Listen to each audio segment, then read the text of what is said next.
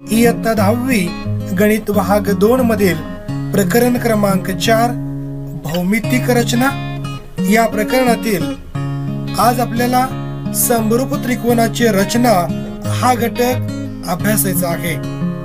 मागील व्हिडिओमध्ये समरूप त्रिकोणाची रचना करत असताना प्रकार क्रमांक 1 मध्ये आपण त्रिकोणामध्ये एकही सामायिक शिरोबिंदू नसेल तर समरूप त्रिकोणाची रचना करणे हा घटक अभ्यासलेला होता आणि आज आपण प्रकार क्रमांक 2 जाणून घेतोय। त्रिकोणात एक सामायिक शिरोबिंदू असताना त्रिकोण रचना करणे याच्याशी निगडीत एक उदाहरण आपण जाणून घेऊया। त्रिकोण ABC समरूप त्रिकोण DBE। त्रिकोण ABC मध्ये AB बरोबर 6.4 सेंटीमीटर, BC बरोबर 5.1 सेंटीमीटर, AC बरोबर 5.5 सेंटीमीटर आणि BC छेद BE बरोबर 5/3 तर त्रिकोण DBE काढा। या उदाहरणामध्ये आपल्याला समरूप त्रिकोणाची रचना करायची आहे आणि त्यामध्ये त्रिकोण ABC आणि त्रिकोण DBE चा विचार केला तर शिरोबिंदू B हा सामायिक असणार आहे। सुरुवातीला आपण पहिला त्रिकोण ABC काढून घेऊया। त्रिकोण ABC ची रचना करत असताना यामध्ये AB बरोबर 6.4 सेंटीमीटर, BC बरोबर 5.1 सेंटीमीटर आणि AC बरोबर 5.5 सेंटीमीटर आहे।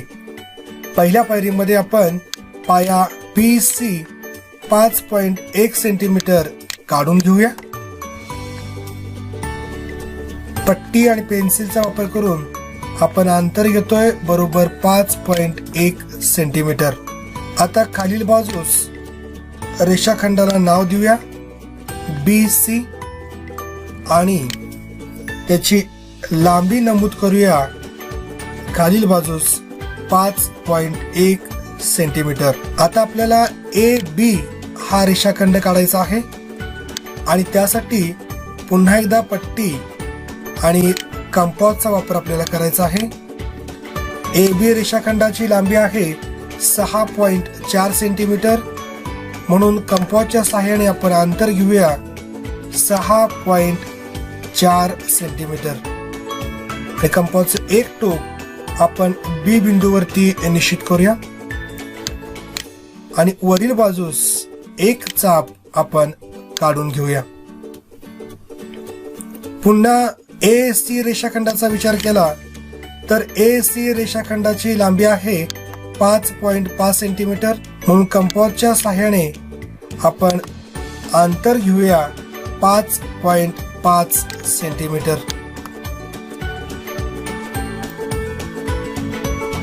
आता कंपासचं टोक आपण C बिंदूवरती निश्चित करूया आणि वरील बाजूस 5.5 सेंटीमीटर त्रिज्येचा एक चाप काढून घेऊया। आता दोन चाप ज्या बिंदूमध्ये छेदलेले आहेत त्या बिंदूला आपण नाव देऊया बिंदू A। आता बिंदू A आणि B पट्टीच्या सहाय्याने जोडून घेऊया।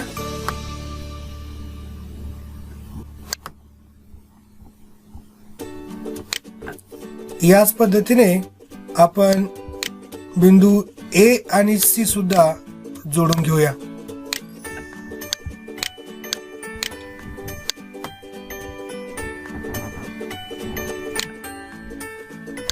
आता रेषाखंड AB ची लांबी बाजूस नमूद करूया 6.4 सेंटीमीटर आणि AC ची लांबी सुद्धा नमूद करूया 5.5 सेंटीमीटर।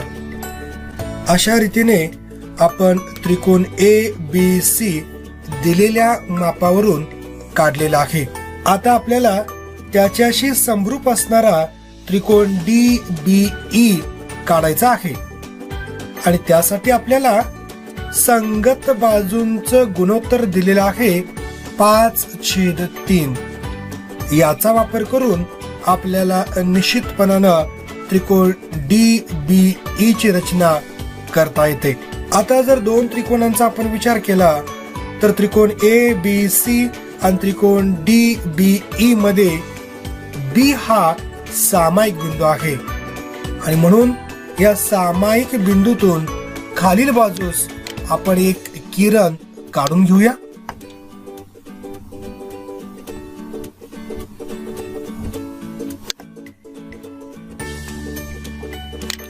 या किरणाला आपण नाव देऊया BY.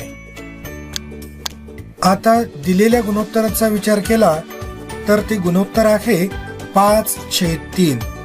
आता याच्यामध्ये मोठी संख्या आहे 5 म्हणून किरण BY वरती आपण योग्य त्रिज्या घेऊन 5 चाप मारायचे आहेत. अंदाजे आपण ठराविक अंतर घेतलं. कंपासचं एक टोक आपण B बिंदूवरती निश्चित केलं आणि आपण चाप मारतोय. हा एक पहिला चाप आपण मारलेला आहे. तेवढीच त्रिज्या घेऊन पुन्हा दुसरा एक चाप आपण या ठिकाणी मारतोय. याच पद्धतीने तिसरा चाप,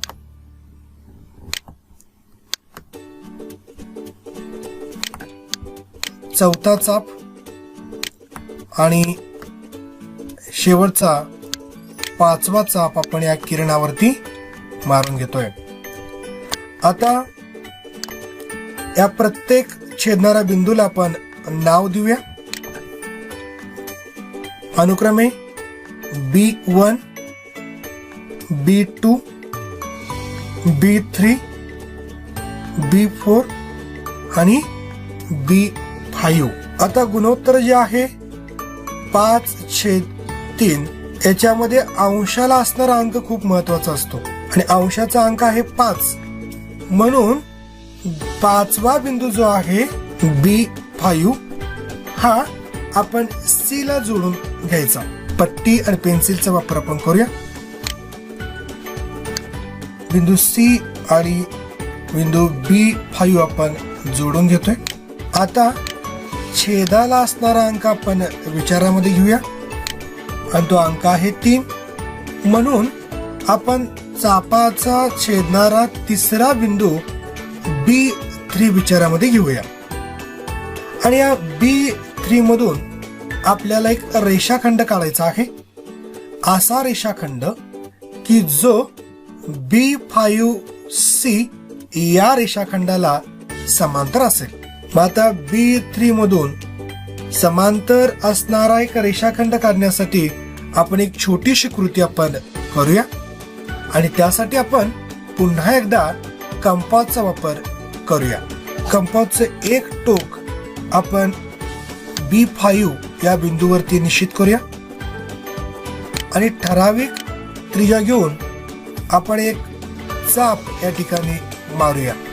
या पद्धतीने पुन्हा तेवढीच त्रिज्या घेऊन आता कंपासचं टोक आपण B3 या बिंदूवरती निश्चित करूया आणि पुन्हा एक छेदणारा चाप या पद्धतीने काढून घेऊया.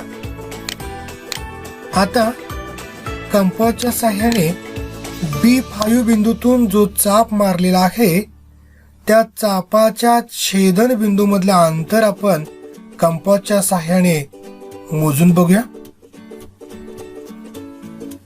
आणि हे अंतर आपण या ठिकाणी निश्चित केलं.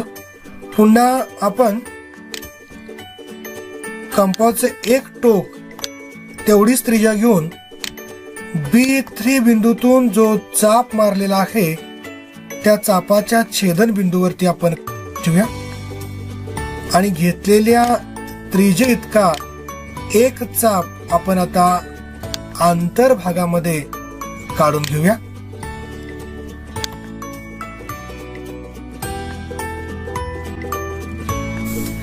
आता B3 बिंदू आणि चापाचा छेदन बिंदू पट्टीच्या साहाय्याने आपण जोडून घेऊया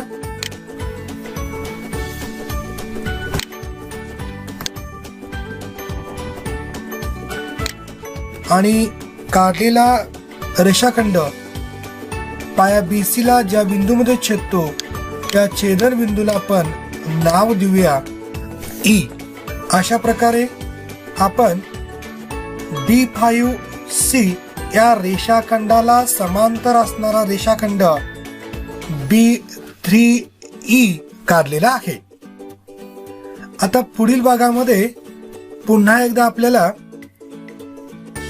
CA या रेषाखंडाला आणखी एक समांतर असा रेषाखंड काढायचा आहे आणि तो बिंदू E मधून काढायचा आहे.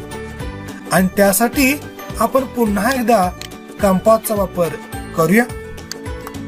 कंपासचं एक टोक आपण C बिंदूवरती निश्चित करूया आणि ठराविक त्रिज्या घेऊन आपण त्रिकोण ABC च्या आंतरभागामध्ये एक चाप मारून घेऊया.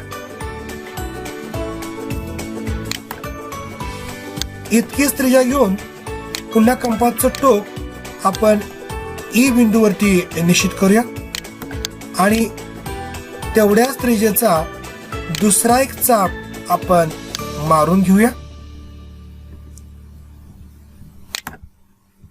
आता आपण जो C बिंदूतून चाप मारलेला आहे त्या चापाच्या छेदन बिंदू मधलं अंतर किती आहे हे आपण कंपासच्या सहाय्याने मोजून बघूया. आणि इतकंच अंतर घेऊन आपण जो E बिंदूतून चाप काढलेला आहे त्या चापाच्या छेदन बिंदूवरती आपण कंपासचं एक टोक निश्चित करूया आणि घेतलेल्या त्रिज्या इतका एक चाप आपण या ठिकाणी काढून घेऊया. आता आपण बिंदू E आणि चापाचा छेदन बिंदू पट्टीच्या सहाय्याने जोडून घेऊया. एक नवीन रेषाखंड आपल्याला या ठिकाणी मिळेल. जो रेषाखंड या ठिकाणी AB रेषाखंडाला एका बिंदूमध्ये छेदतो त्या छेदन बिंदूला आपण नाव देऊया बिंदू D. या ठिकाणी रेषाखंड DE समांतर रेषाखंड AC आपण काढलेला आहे. अशा प्रकारे या आकृतीमध्ये आपण समरूप त्रिकोणाची रचना केलेली आहे. अनुक्रमे त्रिकोण ABC समरूप त्रिकोण DBE आहे.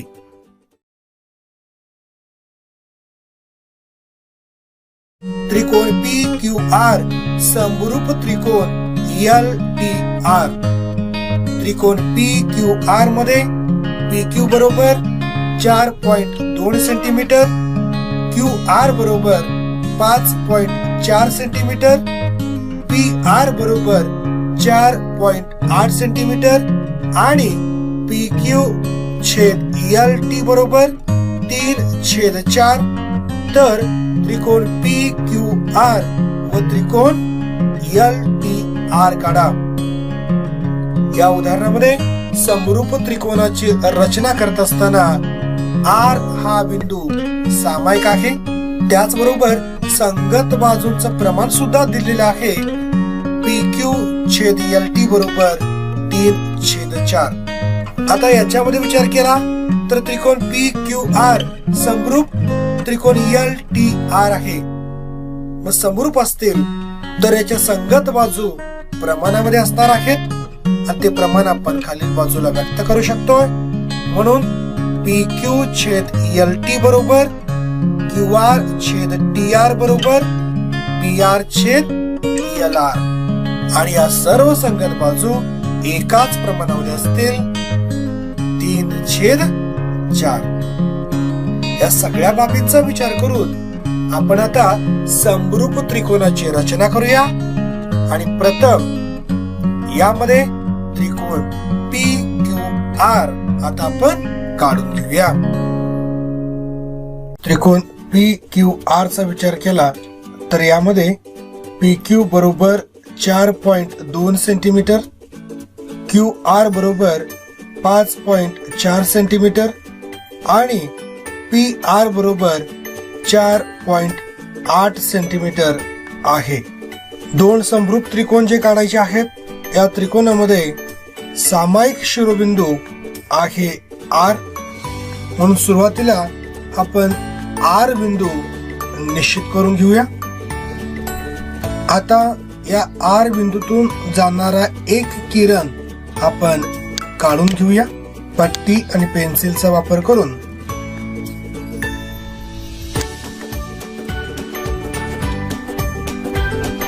आता या किरणाला आपण नाव देऊया आर वाय.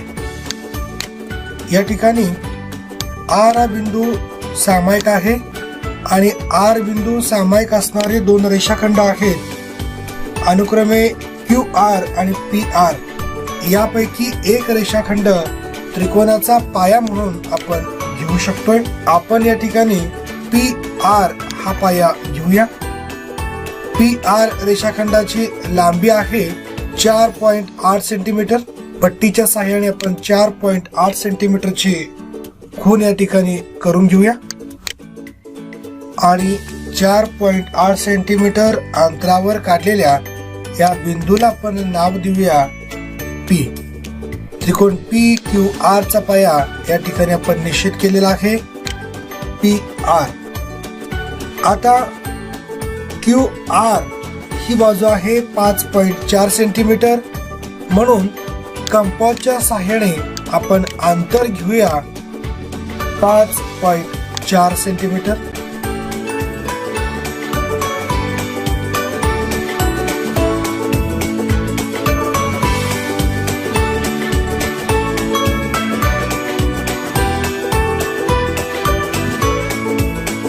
आणि कंपासचं एक टोक आपण आर बिंदूवरती निश्चित करूया आणि वरील बाजूला 5.4 सेंटीमीटर त्रिज्येचा एक चाप या ठिकाणी मारून घेऊया. आता पी क्यू बाजूचा विचार केला तर पी क्यू ची लांबी आहे 4.2 सेंटीमीटर, म्हणून आपण कंपासच्या साहाय्याने त्रिज्या घेऊया 4.2 सेंटीमीटर. कंपासचं एक टोक आपण पी बिंदूवरती निश्चित करूया आणि वरील बाजूस आपण एक चाप मारूया 4.2 सेंटीमीटर त्रिज्येचा. आता चापाचा जो छेदन बिंदू आहे त्या छेदन बिंदूला आपण नाव देऊया बिंदू क्यू. आता आपण बिंदू आर आणि क्यू पट्टीच्या साहाय्याने जोडून घेऊया आणि या ठिकाणी बिंदू आर मधून आणि छेदन बिंदू क्यू मधून जाणारा एक किरण आपण काढून घेऊया. आता याच पद्धतीने आपण पी आणि क्यू हे दोन बिंदू पट्टीच्या साहाय्याने जोडून घेऊया.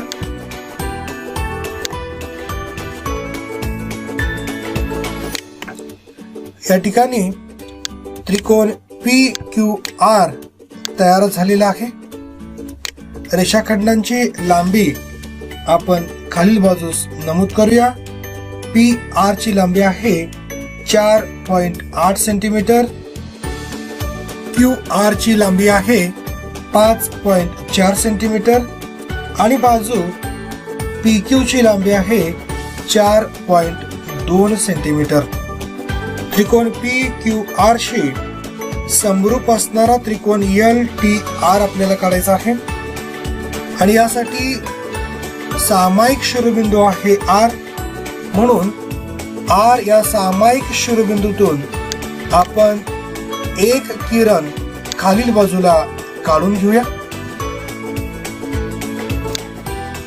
पट्टी आणि पेन्सिलचा वापर करून आपण एक किरण या ठिकाणी काढलेला आहे. या किरणाला आपण नाव देऊया आर एक्स. आता पुढील पायरीमध्ये आपण गुणोत्तराचा विचार करूया आणि दिलेलं संगत बाजूंचं गुणोत्तर आहे 3/4. यापैकी मोठी संख्या आहे 4, म्हणून आर एक्स या किरणावरती आपण कंपासच्या साहाय्याने अंदाजे अंतर घेऊन 4 भाग करूया. आणि त्यासाठी आपण पहिला चाप या ठिकाणी मारूया. हा पहिला चाप. इतकीच त्रिज्या घेऊन दुसरा चाप आपण मारायचा आहे. पुन्हा हा तिसरा चाप. पुन्हा हा चौथा चाप.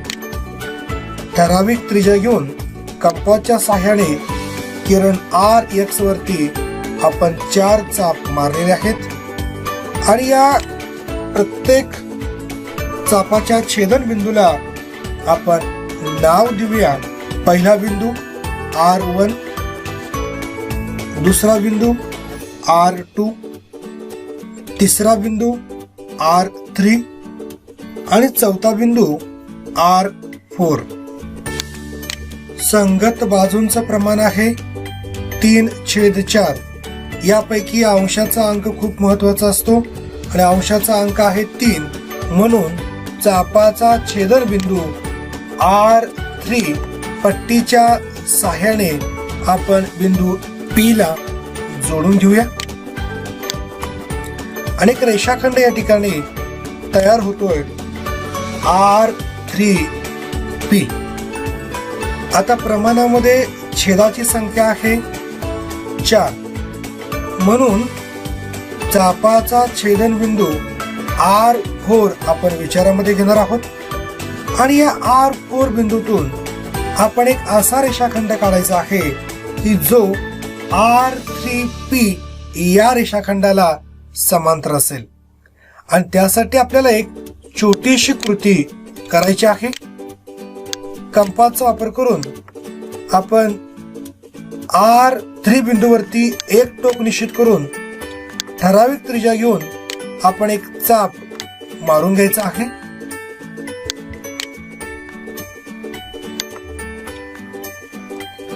पुन्हा तेवढीच त्रिज्या घेऊन कंपासचं टोक R4 बिंदूवरती ठेवायचं आहे आणि पुन्हा एक चाप आपण मारायचा आहे. आता कंपासच्या सहाय्याने आपण सुरुवातीला R3 बिंदूतून जो चाप मारलेला आहे त्या चापाच्या छेदन बिंदू मधील अंतर आपण घ्यायचं आहे आणि इतकंच अंतर घेऊन आपण R4 मधून जो चाप मारलेला आहे त्याच्या छेदन बिंदूवरती कंपासचे एक टोक निश्चित करून घ्यायचं आहे आणि पुन्हा एक छेदणारा चाप आपण काढायचा आहे या पद्धतीने. आता छेदणाऱ्या चापाचा बिंदू आणि R4 हा बिंदू पट्टीच्या सहाय्याने आपण जोडून घ्यायचा आहे.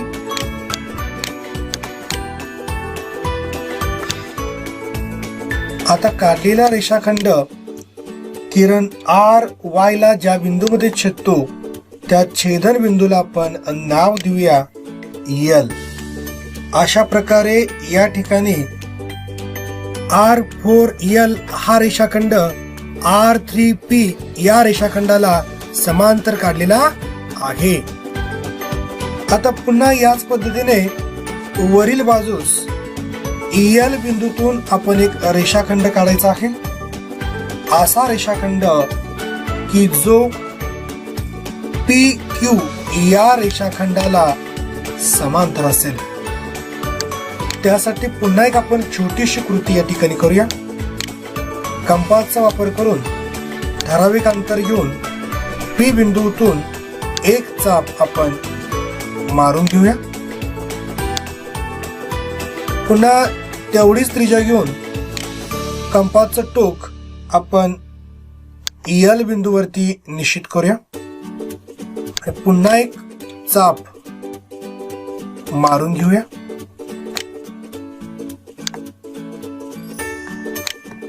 आता सुरुवातीला P बिंदूतून जो चाप आपण काढलेला आहे त्या चापाच्या छेदन बिंदू मधले अंतर आपण कंपासच्या सहाय्याने मोजून बघूया आणि एवढंच अंतर घेऊन पुन्हा कंपासचं टोक EL बिंदूतून जो चाप मारलेला आहे त्याच्या छेदन बिंदूवरती निश्चित करूया आणि घेतलेल्या मापाचा पुन्हा एक चाप आपण मारूया. आता काढलेल्या चापाचा छेदन बिंदू आणि बिंदू एल पट्टीच्या सहाय्याने आपण जोडून घेऊया.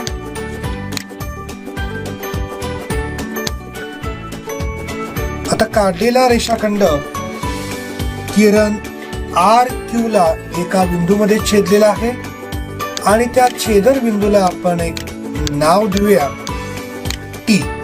या ठिकाणी एल टी हा एक रेषाखंड आपण काढलेला आहे की जो रेषाखंड पी क्यू ला समांतर आहे. अशा प्रकारे या ठिकाणी आपण समरूप त्रिकोणाची रचना केलेली आहे. त्रिकोण पी क्यू आर समरूप त्रिकोण एल टी आर. आजच्या या व्हिडिओमध्ये आपण समरूप त्रिकोणाची रचना सामायिक शिरोबिंदू असताना केलेली आहे.